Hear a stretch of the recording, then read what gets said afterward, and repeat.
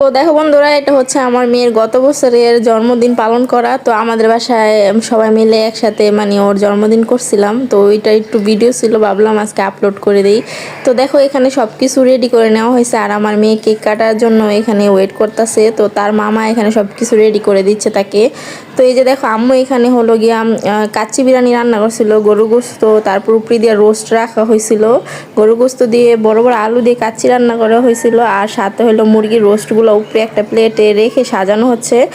আর টেবিলটা দেখো, আমার ভাই পরে অনেকগুলো চকলেট বিস্কিট আনছিল, তো ওই পাশে একটা প্লেটে ওগুলো রাখা হয়েছে, তো একটা কেক ছিল।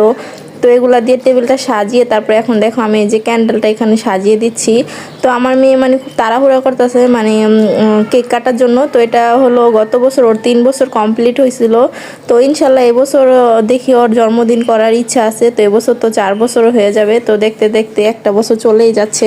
তো এবছরের জন্মদিনও দেখি জন্মদিন করব এবং ভিডিও করব, তোমাদের সাথে সবই ডিটেলসে শেয়ার করব।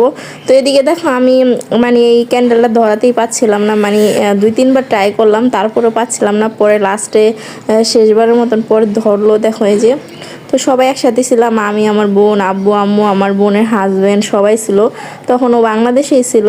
তো এখানে দেখো যে কেক কাট হচ্ছে, তারপরে কেক কাটার পরে সবাইকে একটু একটু করে খাইয়ে দেওয়া হলো।